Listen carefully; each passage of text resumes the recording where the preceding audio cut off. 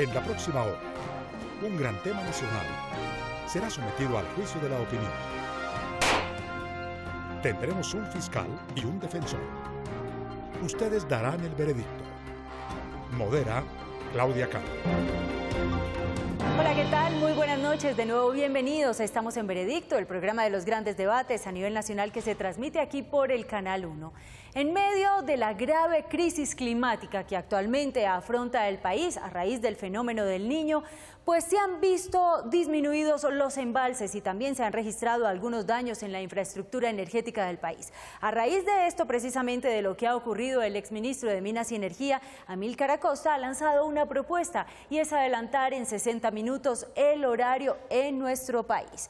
Esto es regresar al pasado, al mes de mayo en 1992 y de lo que vivimos con el gobierno del presidente César Gaviria. Ahora, el gobierno asegura que esto no va a pasar por ahora. Sin embargo, esa idea queda en la mente de muchos de los colombianos. Es el debate que vamos a tener esta noche, así que espero nos acompañen. Ustedes aquí tienen la última palabra. Hacemos una corta pausa y regresamos. Gracias por continuar con nosotros. Como les decíamos, estamos tratando de analizar durante el debate de esta noche las ventajas y desventajas de adelantar durante 60 minutos el horario en nuestro país. Primero veamos algunos argumentos de este debate. El hogar que ahorre un peso se le retribuye con otro peso y el hogar que gaste más también se le va a castigar. En caso de que gaste más, se le va a cobrar el doble. La salida de Tomás González de la cartera de Minas y Energía, el bajo nivel de los embalses del país, especialmente en la región antioqueña, la importación de energía desde Ecuador, los daños sufridos en algunas hidroeléctricas y la inconsciencia para ahorrar agua y energía nos están llevando a un apagón de proporciones solo comparables con el sufrido entre 1992 y 1993. Es así como, en uso del carácter discrecional, en aquel entonces el presidente César Gaviria ordenó cortes de energía en todo el país. En la capital hubo interrupciones sectorizadas en el día y en la noche se tuvo un apagón general entre las 5 de la tarde y las 9 de la noche. En el resto de Colombia, especialmente la costa atlántica, la situación fue más grave, pues hubo zonas con interrupciones hasta por 18 horas al día. Hoy, aunque el panorama es diferente, pues la infraestructura eléctrica creció gracias al aporte de los ciudadanos, que hemos pagado un cargo de confiabilidad desde 1997, la sequía generada por el fenómeno del Niño no cesa, y de ahí que se replantee la alternativa de volver a adelantar 60 minutos nuestros relojes. Ese será nuestro tema de hoy, y ustedes dictarán el veredicto. Deberíamos adelantar una hora más el horario en nuestro país debido a la crisis energética. Es el debate que tendremos esta noche. Recuerden, en cualquier momento ustedes pueden ingresar a nuestra página de internet www.veredicto.tv. Encontrarán allí la casilla perteneciente a la Fiscalía o a la Defensa para emitir su voto. También recibimos sus opiniones y comentarios a través de nuestro fanpage en Facebook y de nuestra cuenta en Twitter, @veredictontc. Nuestros invitados de esta noche ya están listos. Vamos a proceder a presentar quien nos acompaña hoy en la Fiscalía y en la Defensa. Comenzamos por la Fiscalía. Nos acompaña esta noche el doctor Julio César García Suárez. Muy buenas noches. Él es ingeniero eléctrico de la Universidad de Bélgica y especializado en plantas de generación de energía eléctrica. Gracias por acompañarnos. ¿Cómo no? Buenas noches. Y presentamos también esta noche a quien nos acompaña en la Defensa. Se trata del doctor Camilo Quintero, también es ingeniero eléctrico y actualmente docente de las Universidades Nacional y Los Andes. Doctor Quintero, gracias por acompañarnos. Muy buenas noches. Muy buenas noches. Vamos a comenzar entonces el desarrollo de nuestro debate. Empezamos con la Fiscalía. Puede ponerse de pie. Doctor García, tiene 4 minutos para exponer sus argumentos. Bien, el racionamiento, posible racionamiento, y la crisis energética tiene varias razones, y su razón no es simplemente por un desplazamiento de hora. Ella tiene unas razones del Niño, ¿no?, que tampoco podemos decir que por eso es que llegamos a esa crisis, ¿no? Y yo creo que el simplemente desplazamiento horario no es la solución. No es la solución en algo que ya fue probado allá por los años 90, cuando lo único que hace es desplazar el problema. ¿Qué pasa?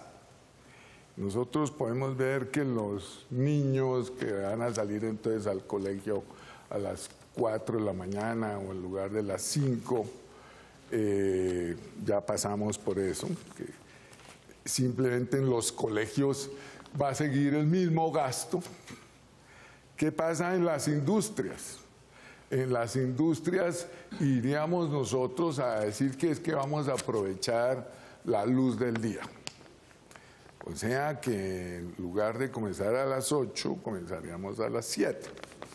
Pero también terminaríamos antes, porque no es que las industrias vayan a trabajar otro turno, porque no hay los incentivos para que ellos pudieran trabajar ojalá 3 turnos, ni tampoco hay las condiciones de fabricación y la maquinaria, ni la forma de negociación para sus salarios de trabajando después de las 5.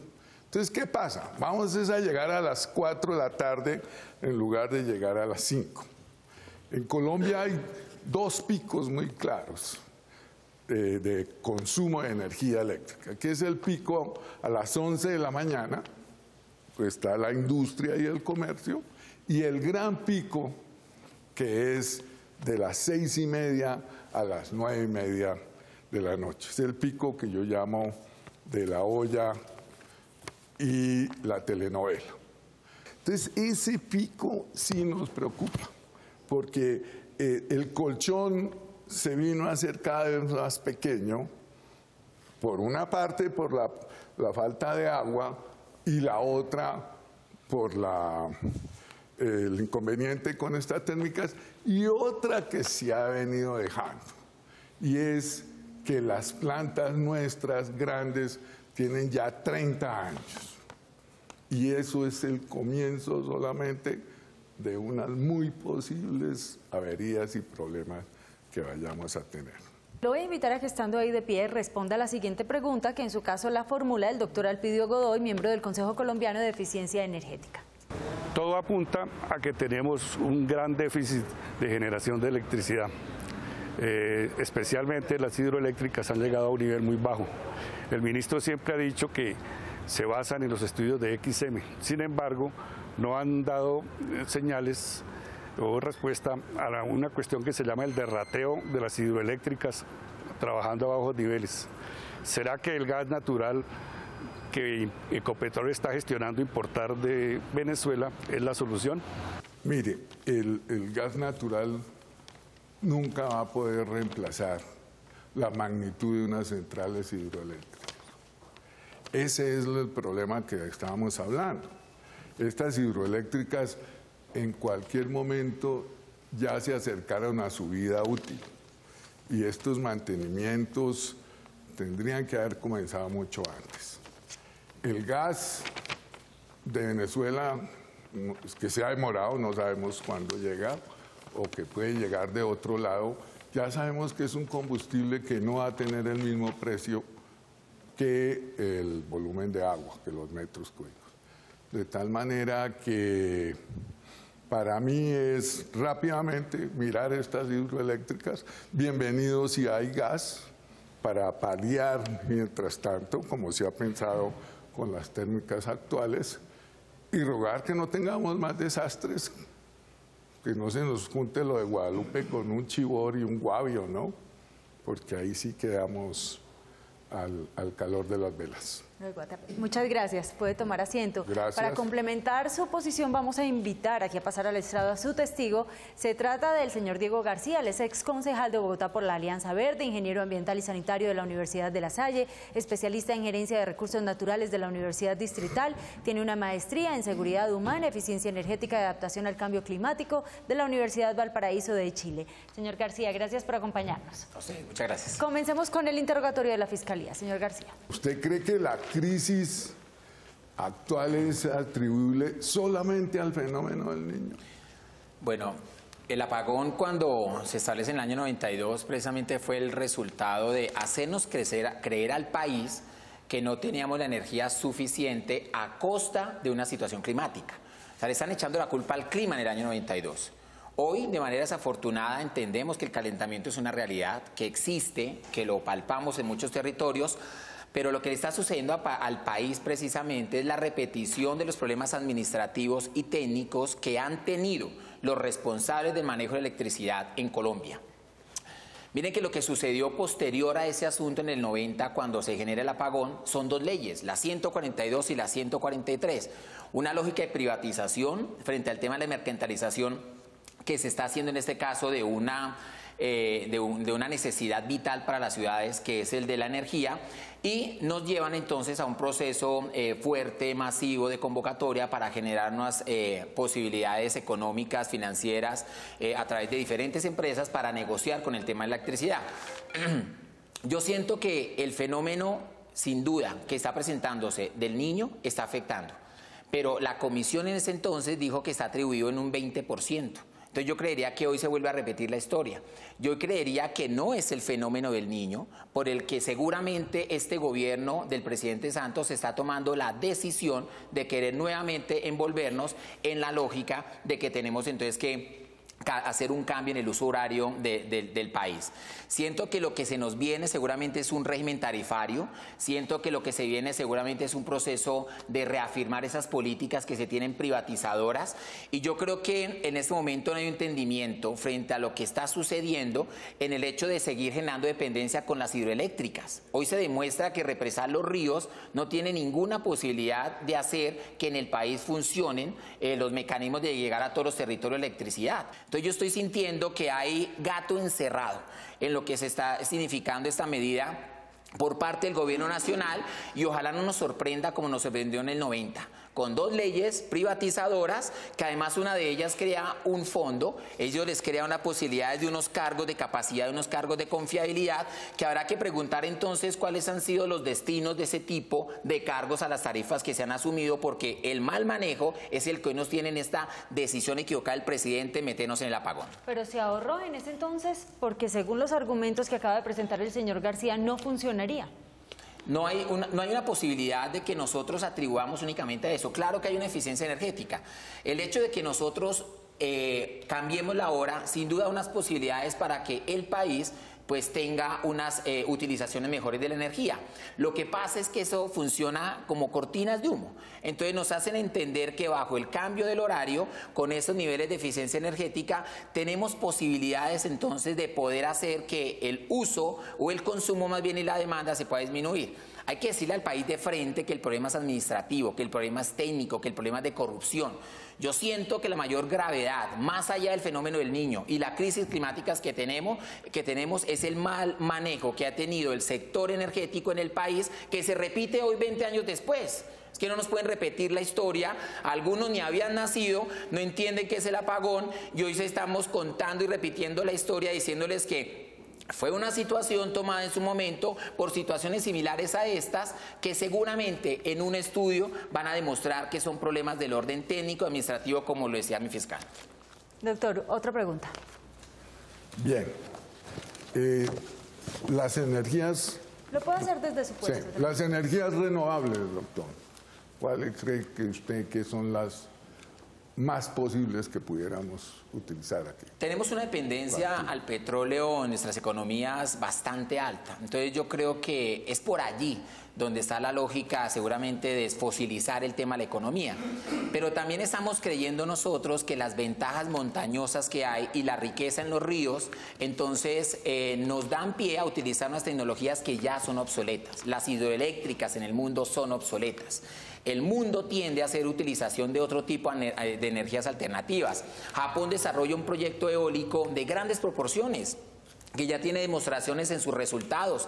Tenemos formas en las basuras de poder hacer utilización de la energía. Creo que la eficiencia es necesaria. Claro que hay que saber utilizar la luz, hay que saber utilizar la electricidad en los hogares, en las industrias, pero la matriz, es decir, de donde provienen las posibilidades de crear energía, tiene que dar un vuelco en la mentalidad de las políticas del orden nacional. Nosotros hemos visto la vida útil que tienen las hidroeléctricas. Duran 20, duran 30 años y después se vuelven unos grandes monumentos que terminan abandonados y terminan generando afectaciones a los territorios donde se han construido. Perfecto, le voy a pedir que permanezca en su sitio porque después de la siguiente pausa comercial, el defensor, a quien ya tuvimos la posibilidad de conocer, el doctor Quintero, hará el contrainterrogatorio de la Fiscalía. Regresamos a Veredicto. Les recuerdo que estamos en el segmento de la Fiscalía y llegó el momento para que el defensor, el doctor Camilo Quintero, contrainterrogue al testigo de la Fiscalía. Buenas noches, doctor García. Buenas noches. Usted ha planteado como ejemplo de uso de energías alternativas el caso español. El caso español, ellos instalaron 32.000 megavatios, cifra asombrosa, en energía eólica. ¿Cuál es la diferencia en el caso colombiano para que nos embarquemos en este tipo de tecnologías que por una parte no están 100% desarrolladas en lo que tiene que ver con los aspectos operativos? Y por otra parte, su costo frente a generación con energía hidráulica termina siendo más alto. ¿Cuál es el motivo? ¿Cuál sería la razón? ¿Y dónde podría Colombia obtener los recursos para poder subsidiar o pagar estas tecnologías? Yo creo que la razón es la crisis que estamos viviendo actualmente. O sea, repetir la historia donde el represamiento de los ríos está demostrado que no es el mecanismo más eficiente para garantizar la energía, nos hace pensar de tajo que hay que cambiar ese modelo. Que en España no ha funcionado la eólica, pues seguramente podrá ser la referencia para tomar las vías alternativas que hay en torno a la geotérmica, en torno a la que se produce en los mares, en torno a la que se puede producir con el tema de las basuras, y la tecnología está desarrollada. Es que aquí el impedimento no es tecnológico, aquí el impedimento es precisamente de la lógica económica que no está permitiendo que nosotros podamos implementar otro tipo de modelo energético. El seguir pensando que nuestro sistema montañoso y la ventaja de los ríos es en este momento la posibilidad que nos da de represarlos para producir la energía, es no entender los conflictos que hoy tiene el territorio. Cuando se internalizan ese tipo de situaciones, cuando te das cuenta que en el Quimbo hay una situación preocupante con el tema de la pesca, con sus habitantes, que Hidrosogamoso tienes problemas de olores. Cuando empiezas a hacer el análisis de cada una de las represas que tenemos en el país, encuentras la razón a la pregunta que me hace, y es pues que allí no hay posibilidad de seguir implementando un tipo de energías que el mundo está desmantelando. Lo que pasa es que en Latinoamérica se quieren seguir implementando en lógica de negocio porque estamos en una tendencia inercial y tenemos que hacer un cambio estructural frente al tema. En Colombia en realidad hemos tenido un recurso que nos resulta económicamente óptimo, como es el agua. El problema del agua no es otro que su inestabilidad frente a este tipo de fenómenos. Ese complemento, ¿cierto? ¿Cómo podría manejarlo en todo el país? Esas grandes inversiones que requiere para manejo de caudales, ¿cómo podría manejarlo sin sacar un valor agregado adicional como es el uso de la energía?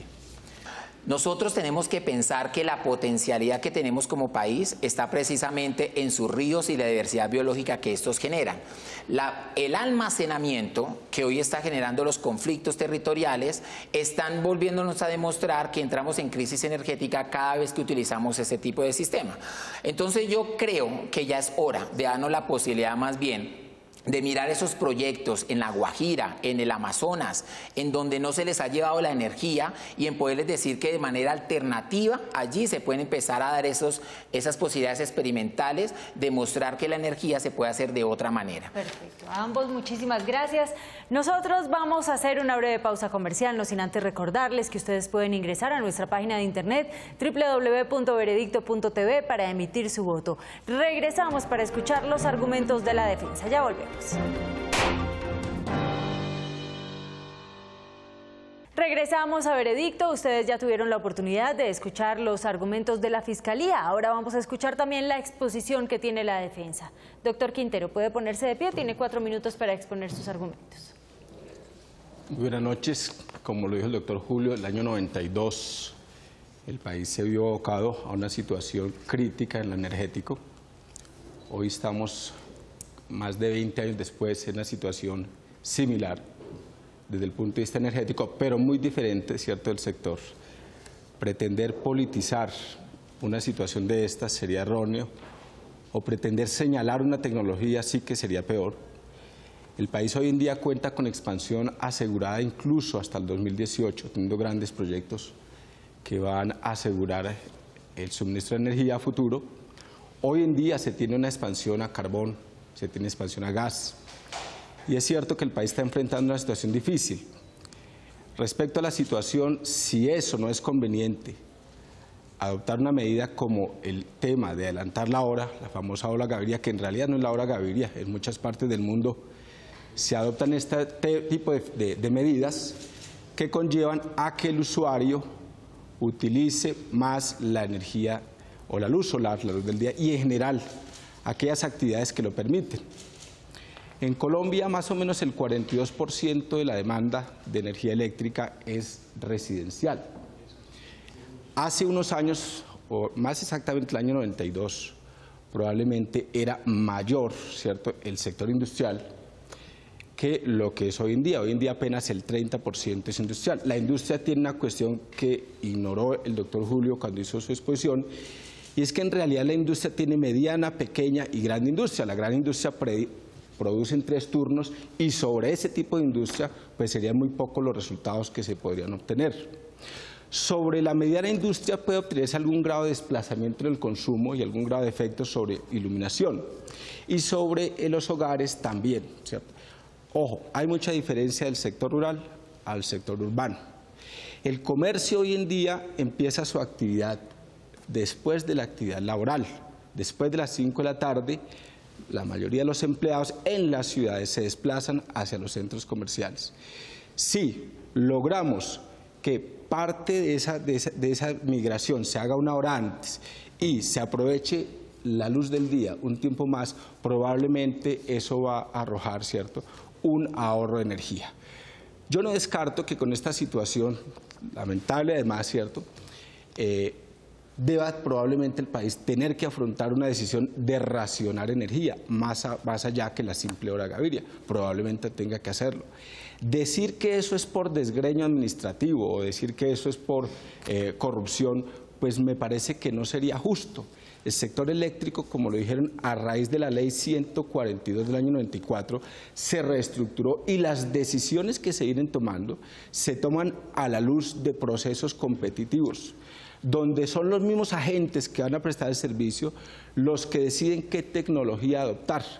Para Colombia le resultaría nefasto tener que salir a subsidiar tecnologías que incluso ya han sido probadas en otros países y pueden ser, ¿cierto?, pueden ser prácticas en zonas aisladas, zonas no interconectadas, pero difícilmente lo son a menor precio en zonas interconectadas, más en un país como Colombia, que tiene un área bastante extensa. Entonces, sí necesitamos de parte del gobierno una actitud más agresiva frente a la demanda, campañas que hagan caer en conciencia al usuario que la energía tiene que utilizarse bien, al igual que el agua. Entonces, me parece que politizar el tema no es Doctor Quintero, tal como ocurrió en el caso de la Fiscalía, le voy a pedir que, estando ahí de pie, responda a la siguiente pregunta que la formula el señor Manuel Sarmiento, concejal de Bogotá por el Polo Democrático.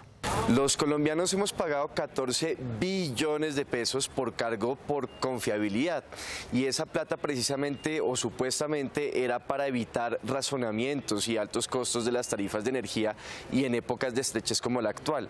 ¿Por qué, si pagamos 14 billones de pesos, se debe ahora proponer o promover un racionamiento de unas horas al día? El cargo por confiabilidad implica que quien va a ser remunerado con estos ingresos venga e instale una planta y haga unos contratos por el combustible, el transporte del combustible, el suministro del combustible.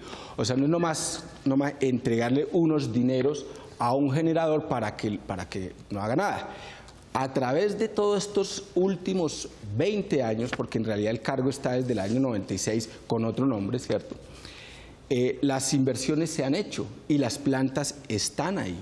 Y hoy en día empresas como EPM, ¿cierto?, están afrontando grandes pérdidas económicas atendiendo la demanda, ¿cierto?, aún quemando combustibles líquidos a costa de perder un margen de aproximadamente 450 pesos por kilovatio hora.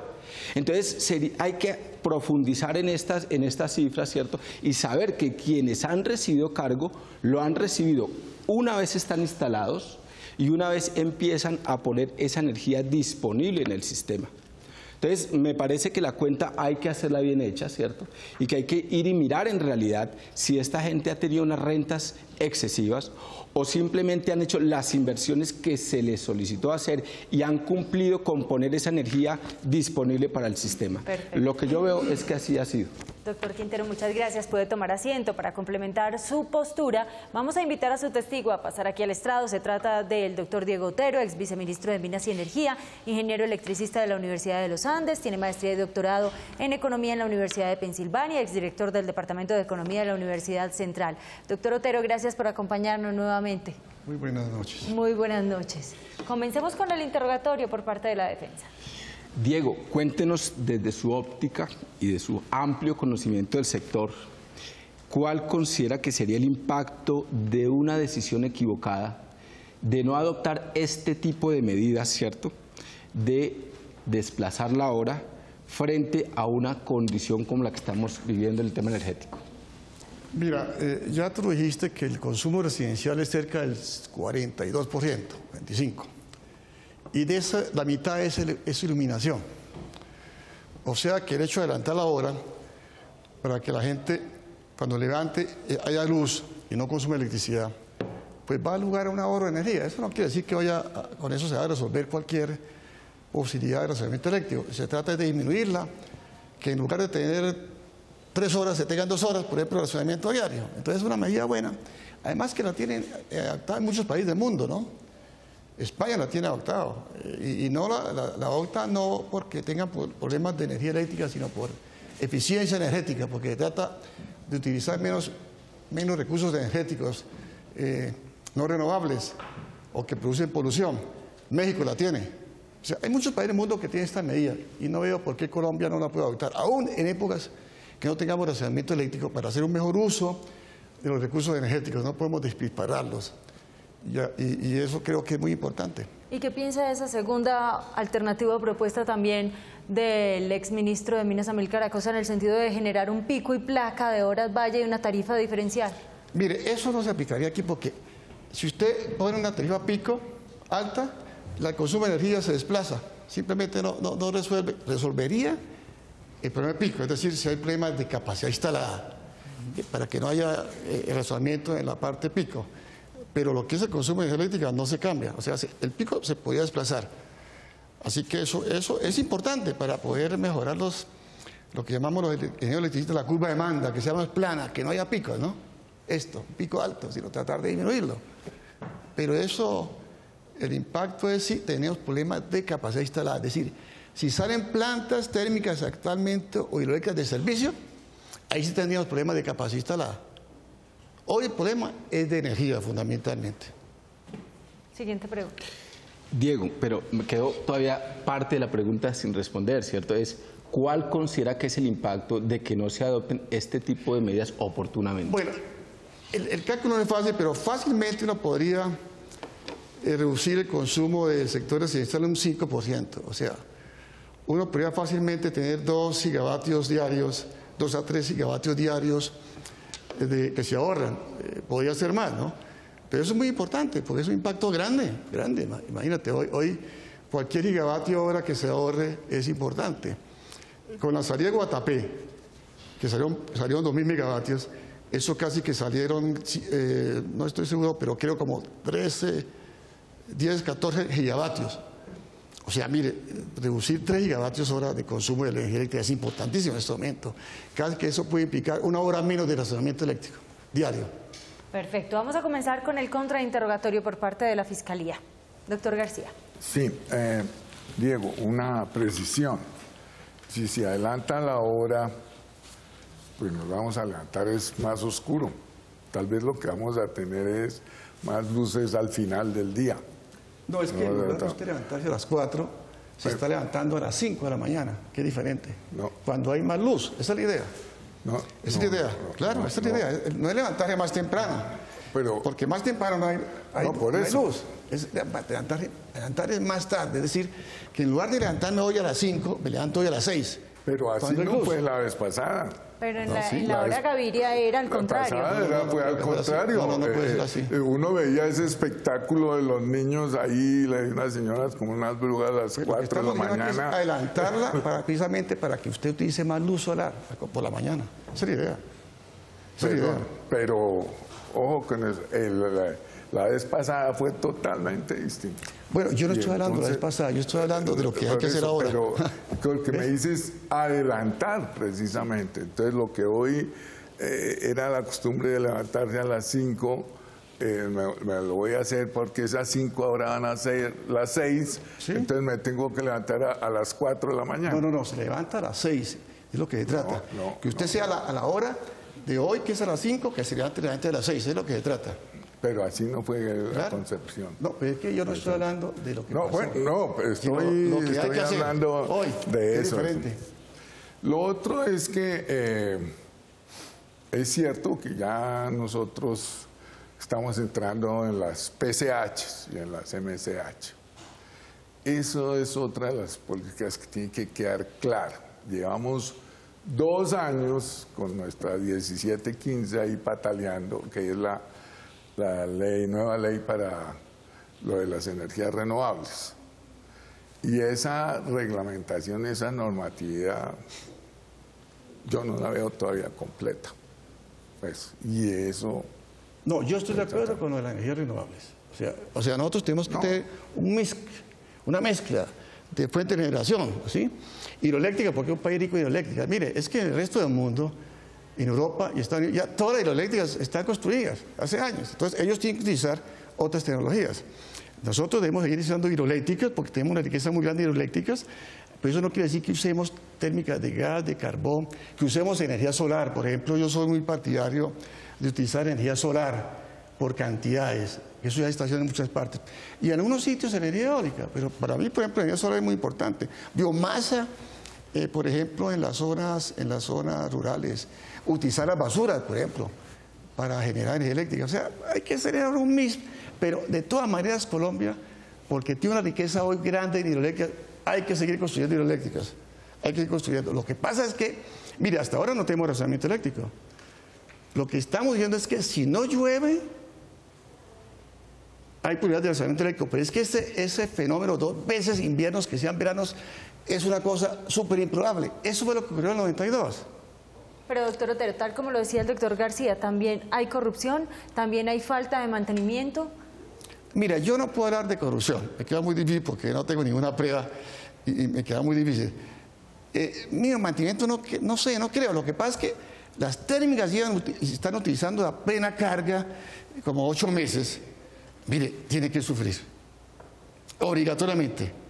Tienen que tener mantenimiento. Están utilizando diésel hoy algunas y eso produce mucho más estrés en las plantas térmicas. Entonces, obligatoriamente tiene que salir a mantenimiento. Eso es así.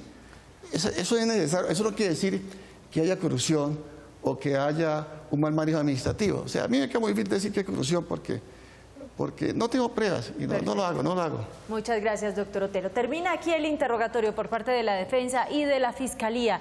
Nosotros vamos a hacer una breve pausa comercial. Recuerden que en cualquier momento pueden votar a favor de la fiscalía o de la defensa. ¿Cómo hacerlo? A través de nuestra página de internet www.veredicto.tv.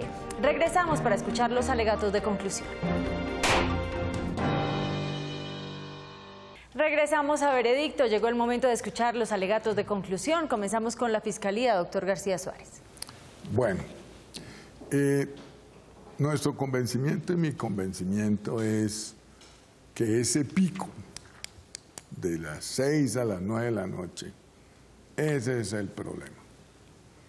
Nuestro problema es que por diferentes causas, el colchón que siempre se debe tener para garantizar el suministro de energía llegó al límite. De tal manera que ese es el que hay que abordar primero. ¿Cómo vamos a hacer con ese pico de 6 a 9, que es el residencial y es el que va a afectar directamente a las personas? Sin lugar a dudas, hay una lentitud en advertir con esos mantenimientos que tenían que hacerse, que viene diciéndose desde hace tiempos. Ojo a estas hidroeléctricas, son hidroeléctricas que vienen desde 1970, desde 1965. O sea que eso ya cumplieron su vida, donde no podemos postergar ese tiempo. Hoy en día, evidentemente, para paliar la parte del impacto ambiental, hay que hacer más énfasis en las PCH, que no afectan, son las pequeñas centrales hidroeléctricas, las microcentrales hidroeléctricas, que no va a haber necesidad de las grandes líneas de interconexión, y eso tiene que ser más expedito, que no se hizo. Hay algo que nos quedamos desde hace 40 años. Colombia tiene un recurso que es el carbón, pero todos sabemos que el carbón va a terminar porque nos lo untemos más bien. Doctor García. Porque eso se va a acabar. Ya ha terminado el tiempo. Quiero simplemente, el día que logremos gasificar y purificar ese carbón, el país quedaba hecho. Muchísimas gracias. Damos paso ahora a los alegatos de conclusión por parte de la defensa, doctor Quintero. Sí, vamos a cerrar pues este espacio, ¿cierto?, señalando que la situación que vive el país hoy en día es muy diferente de la del año 92, que es un país que se reestructuró en el tema de energía, donde se pasó de lo público a lo privado, que si bien tenemos una situación compleja desde el punto de vista de energía, obedece a muchas lógicas, algunas de ellas no programables, no planificadas o no planificables, pero que el sector privado hoy en día está asumiendo unos costos bastante elevados y aún así sigue entregando la energía. Por eso, hablar de que este es un tema estructural del sector, siendo el sector de energía uno de los más organizados del país, sería terriblemente injusto o propender por venderle al país la idea de que podemos cambiar nuestro parque hidráulico, que es probablemente una bendición de nuestra naturaleza, sería equivocado. Entonces creo que al país hay que decir la verdad, el país ha desarrollado un esquema, el esquema ha soportó el razonamiento, soportó el niño del año 2009-2010, esta vez tuvimos mala suerte, hemos contado con los problemas más graves, se tienen problemas de gas que son estructurales, ¿cierto?, pero se han venido soportando y las empresas han venido asumiendo los costos. Entonces el país pues de todas maneras tiene que asumir alguna decisión de corto plazo para superar esta decisión, y habrá que revisar algunas cosas para el mediano y largo plazo, sin decir que tenemos que salir a acabar con el sector. Muchísimas gracias. Ya las partes no hablarán más, queremos ahora es conocer su opinión. Permítanos dárnosla a conocer a través de nuestra página de internet www.veredicto.tv. Puede votar allí a favor de la Fiscalía o de la Defensa. Ya regresamos para conocer finalmente cuál es su veredicto.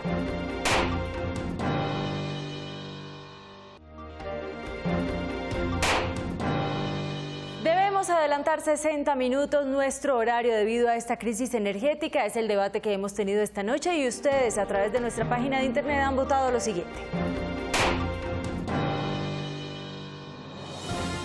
Este es su veredicto. Gana la Fiscalía, doctor Julio César García, con un 59%. La defensa, doctor Camilo Quintero, obtuvo un 41%. Doctor Julio César García Suárez, usted ha asumido esta noche el papel de la Fiscalía y nuestros televidentes le han dado la razón. ¿Cómo recibe el veredicto? Con gran satisfacción, con responsabilidad también. Y agradecemos a la comunidad, recomendando que cada uno de nosotros también apoye a lograr salir adelante de algo que parece ineludible. Muchas gracias. Muchas gracias a los representantes, a los testigos de ambas partes por habernos acompañado durante este interesante debate. Ustedes, nuestros televidentes, la cita es el próximo lunes festivo, el horario 10:45 de la noche, cuando tendremos para ustedes otro tema de actualidad y para que finalmente ustedes nos den su veredicto. A todos una feliz noche.